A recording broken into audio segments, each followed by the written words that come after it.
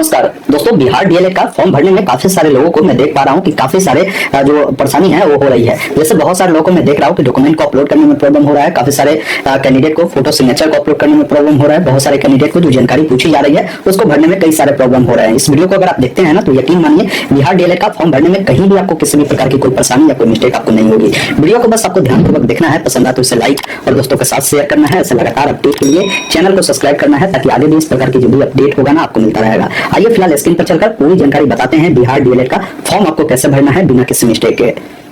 Bihar DElEd का form भरने के लिए आपको अपने मोबाइल या लैपटॉप में गूगल ओपन करना है। गूगल में टाइप करना है ऑनलाइन अपडेट एसटीएम, ये वेबसाइट ऑनलाइन अपडेट एसटीएम.in का मिलेगा। इससे ओपन करेंगे, नीचे आएंगे ना तो लेटेस्ट अपडेट में या नहीं तो नीचे में एडमिशन का कैटेगरी मिलेगा जिसमें बिहार डीएलएड एडमिशन 2026 का लिंक मिलेगा जिस पर क्लिक करना है। देखिए फॉर्म भरने का जो अंतिम तिथि है ना 24 दिसंबर रखा गया है, ये ध्यान रखिएगा। और इसका जो परीक्षा होने की संभावना है वो जनवरी 2026 में ही होगी। इसके अलावा जो लास्ट डेट की बात की जाए तो फरवरी तक परीक्षा यानी पूरे 1 महीना परीक्षा चलने वाली है। नीचे आएंगे ना तो ऑनलाइन अप्लाई करने का जो भी शुल्क है वो आपको बताए गए हैं और इंपॉर्टेंट लिंक वाले सेक्शन में डायरेक्ट ऑनलाइन अप्लाई का लिंक दिए गए हैं, इस पर आप क्लिक करेंगे। यहाँ पर आने के बाद एक ऑप्शन मिलता है new candidate register new candidate का, जिस पर आपको क्लिक करना है। अब यहाँ पर बोला गया है कि जो भी जानकारी आप फिलअप करते हैं ना वो बिल्कुल सावधानी से करें, क्योंकि बाद में नहीं तो आपका नाम, मोबाइल नंबर, ईमेल आईडी ये जो जानकारी है बदलाव नहीं हो सकता है। और नाम लिखते हैं ना तो आपके जो मैट्रिक के मार्कशीट सर्टिफिकेट है उस पर जैसा भी नाम हो उसी अकॉर्डिंग नाम को लिखिएगा। तो अपना पूरा नाम यहाँ पर लिखेंगे, उस नाम को दोबारा से कंफर्म करेंगे, अपना ईमेल आईडी देंगे, ईमेल आईडी देने के बाद यहाँ पर अपना मोबाइल नंबर देना है, एक पासवर्ड क्रिएट करना है जिसमें एबीसीडी का बड़ा अक्षर, छोटा अक्षर, कोई भी सिंबल, कोई भी अंक आपको उपयोग करना है। उसी पासवर्ड को दोबारा से कंफर्म करना है,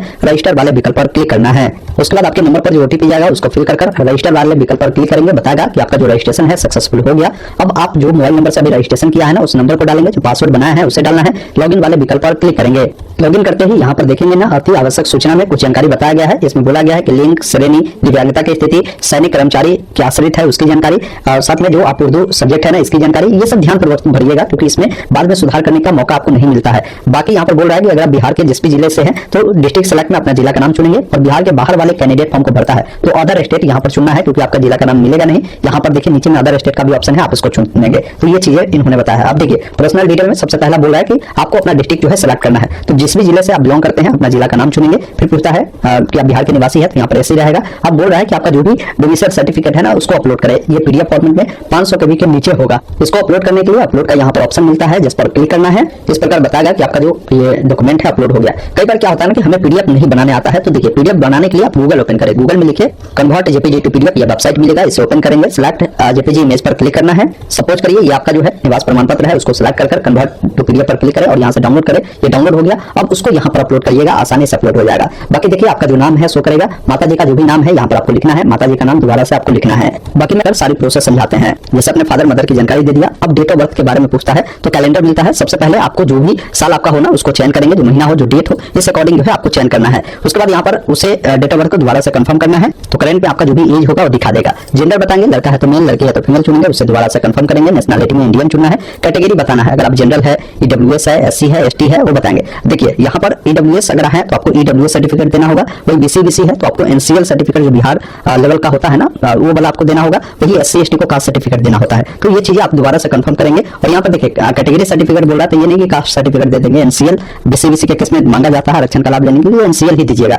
और यहाँ से आप डॉक्यूमेंट को देख भी सकते हैं। अब पूछता है कि अगर आप दिव्यांग है तो इस करें, नहीं तो नहीं वाले विकल्प पर आपको क्लिक करना है। वही कोई जो है डिपेंडेंट है, चाहे उनका सन है या डॉटर है, रिटायर्ड सर्विसमैन का, तो आप बताएं, नहीं तो नहीं वाले विकल्प पर क्लिक करेंगे, उसे दोबारा से कंफर्म करना है। अब पूछता है कि 10+2 में अगर आपने उर्दू पढ़ा है तो ऐसा करें, नहीं तो नहीं वाले विकल्प पर क्लिक करेंगे और यहाँ से भी नो कर देंगे, गलती नहीं करना है। फिर देखिए 12th में पूछता है कि आपका क्या स्ट्रीम रहा था, आपने साइंस पढ़ा था, आर्ट पढ़ा था, कॉमर्स पढ़ा था, वो बताएंगे, उसे दोबारा से कंफर्म करेंगे। फिर पूछता है कि इंटरमीडिएट आप पास कर चुके हैं तो आप ऐसा करेंगे, पास अगर कर चुके हैं तो यहाँ पर क्या है ना कि आपको मैट्रिक और इंटर की जानकारी बतानी होगी। बहुत सारे बच्चे जो है इंटर का परीक्षा 2026 में पास करेंगे तो आप यहाँ पर नो करेंगे, तो पूछेगा कि आप 2026 में इंटर पास करने वाले हैं तो आप यहाँ पर ऐसा करेंगे, तो सिर्फ मैट्रिक की जानकारी ही आपसे मांगेगी। ये आपको विशेष तौर पर ध्यान रखना है। बाकी यस करेंगे तो फिर पूछेगा कि भाई मैट्रिक आपने जो किया है किस बोर्ड से किया है, यहाँ पर बोर्ड का नाम आपको चुनना है, मैट्रिक आपका रोल कोड क्या है, आपका रोल नंबर क्या है वो बताएंगे, किस वर्ष आपने पास आउट किया है, पासिंग ईयर आपको बताना है। यहाँ पर देखिए ऑप्टेन मार्क्स पूछ रहा है, मतलब आपको नंबर कितने मिले हैं। जैसे बिहार बोर्ड में 500 का एग्जाम होता है, 500 में किसी का 300 नंबर मिला तो ऑप्टेन मार्क्स में 300 बताएगा। डिवीजन बताएगा कि भाई फर्स्ट डिवीजन है या सेकंड डिवीजन है वो बताएगा, और उनका क्या परसेंटेज है वो बताएंगे। अब जो भी परसेंटेज है आप निकालकर यहाँ पर बताएंगे। फिर जो भी आपका जो है ये 10th का आपका जो मार्कशीट है ना उसको पीडीएफ फॉर्मेट में अपलोड करेंगे। इसके अकॉर्डिंग इंटरमीडिएट का जो है आपको बोर्ड बताना है, आपका जो भी रोल कोड है, रोल नंबर है वो बताना है, कब आपने पास किया है वो बताना है, कितने नंबर आपको मिले हैं, कौन सा डिवीजन है, क्या परसेंटेज है बताएंगे, और अपना जो इंटर का मार्कशीट है उसको यहाँ पर अपलोड करना है। फिर आपको नीचे आना है, आपका जो भी परमानेंट एड्रेस है ना आपको एड्रेस लिखना है। एड्रेस में आप VI डबल एल कर village, post office, police station आपको लिखना है, डिस्ट्रिक्ट लिखना है, स्टेट लिखना है, पिन कोड लिखना है। आपका परमानेंट एड्रेस और ये जो करस्पॉन्डेंस एड्रेस है दोनों समान है तो इस चेकबॉक्स पे टिक करेंगे, दोनों फिल होगा। अलग अलग है तो अलग अलग जानकारी को फिल करना है। बाकी मोबाइल नंबर, ईमेल आईडी देखने को मिलेगा। आपके पास आधार कार्ड है तो आधार नंबर फिल करेंगे, तो फिर इस चेकबॉक्स पे टिक नहीं करेंगे। इस चेकबॉक्स पर उनको टिक करना है जिनके पास आधार कार्ड नहीं है। अगर आपके पास है तो टिक करने की कोई जरूरत नहीं है। नीचे आएंगे ना तो यहाँ पर देखिए बोला गया कि फोटोग्राफ और सिग्नेचर अपलोड करें। गाइडलाइन समझिए, फोटोग्राफ बोला गया है कि आपका जो है लेटेस्ट होना चाहिए, कलर फोटो होना चाहिए और फोटो का जो बैकग्राउंड है ना ये व्हाइट होना चाहिए और ये 20 KB से लेकर 100 KB के बीच में होना चाहिए। तो सबसे पहला चीज है कि फोटो आप कलर फोटो रखिए। फोटो का बैकग्राउंड अगर व्हाइट नहीं है तो व्हाइट बैकग्राउंड बनाने के लिए गूगल में लिखेंगे रिमूव बीजी या वेबसाइट मिलेगा, इसको ओपन करेंगे, यहाँ से अपना फोटो को अपलोड करेंगे। इस प्रकार आपका फोटो का जो बैकग्राउंड है हटाएगा। आप यहाँ से क्या करेंगे ना, बैकग्राउंड पे जाकर कलर में जाकर यहाँ से व्हाइट कर दीजिएगा। डाउनलोड पर जाकर फ्री डाउनलोड पर आपको क्लिक करना है। ये डाउनलोड हो गया। अब साइज देखिए ये 330 KB हो गया, तो ये अपलोड होगा नहीं क्योंकि साइज बोला है कि आपका जो है ये 20 से लेकर 100 KB के बीच होगा। तो साइज कम करने के लिए गूगल में ही लिखेंगे ना कंप्रेस JPG या वेबसाइट आएगा, इसको ओपन कर यहाँ पर अपना फोटो को सिलेक्ट करेंगे जिसका बैकग्राउंड हटाया है। फिर यहाँ पर जो परसेंटेज दिख रहा है ना इस पर क्लिक करेंगे, बताएगा कि ओरिजिनल साइज ये है। कंप्रेस कर आपको कितना करना है, यहाँ से आप जब नीचे करेंगे ना तो देखिए ये कंप्रेस होगा। आप यहाँ से अप्लाई कर यहाँ से डाउनलोड करेंगे तो ये डाउनलोड हो जाएगा। फिर यहाँ पर आकर फोटो को अपलोड आप कर देंगे। इसी अकॉर्डिंग सिग्नेचर का भी गाइडलाइन है कि आपको व्हाइट जो पेपर होता है ना उस पर आपको सिग्नेचर कर उसका साइज 10 से 50 KB में रखकर उसको अपलोड करेंगे। उसके बाद इसको यहाँ से सेव करना है। अब आपके सामने फॉर्म का प्रीव्यू सेक्शन आएगा जिसमें अपनी तमाम जानकारी देखेंगे। कहीं भी कुछ गलती है तो अभी आप नीचे आकर एडिट डिटेल का ऑप्शन है, आप एडिट कर सकते हैं। अगर सब कुछ अगर आपका सही है तो आप इसका पेमेंट करेंगे पे पर जाकर। अगर आप इसका चाहते प्रिंट लेना तो प्रिंट पर जाकर आप प्रिंट ले सकते हैं। अब चलिए मैं पेमेंट करता हूं तो पे वाले विकल्प पर जैसे ही क्लिक करेंगे जो भी पेमेंट आप पर लगता है ना और पेमेंट देखने को मिलेगा। पे सब पैसा का जो ऑप्शन मिलता है आपको इस पर क्लिक करना है। फिर ये रिडायरेक्ट करेगा आगे वाले पेज पे। यहाँ पर आपकी जो जानकारी है देखने को मिलेगा, पेमेंट देखने को मिलेगा, पेमेंट कार्ड, UPI या QR कोड या नेट बैंकिंग किस माध्यम से करना चाहते हैं उस माध्यम को चुनेंगे। उसके बाद नीचे में एक ऑप्शन मिलेगा, क्योंकि मैंने UPI चुना, जनरेट UPI QR कोड वाले विकल्प पर क्लिक करेंगे। कुछ एक्स्ट्रा जो चार्ज है ना वो देखने को मिलेगा, आपको पे करना होगा। उसके बाद आपके सामने इस प्रकार QR कोड आएगा, इसको स्कैन कर आपको पेमेंट करना है।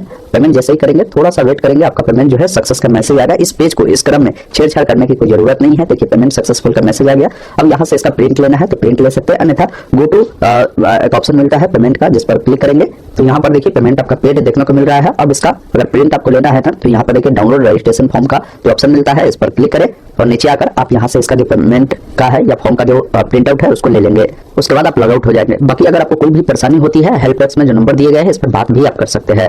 एक चीज बताया गया है कि यदि आपका पेमेंट अगर आपके अकाउंट से कट जाता है और आपका पेमेंट सक्सेस नहीं होता है तो वैसे स्थिति में 24 से 48 घंटा वेट करेंगे, आपका पेमेंट ऑटोमेटिक अपडेट हो जाएगा या पेमेंट आपके अकाउंट में ट्रांसफर कर दिया जाएगा, दोबारा पेमेंट नहीं करेंगे। दोस्तों अभी आपने देखा, मैंने आपको पूरी जानकारी बताया कि कैसे आप सभी को बिहार DLED का फॉर्म भरना है। उम्मीद करता हूं आपने पूरी जानकारी समझा होगा। तो वीडियो को लाइक शेयर जरूर कीजिए। वीडियो देखने के लिए बहुत बहुत धन्यवाद। जय हिंद।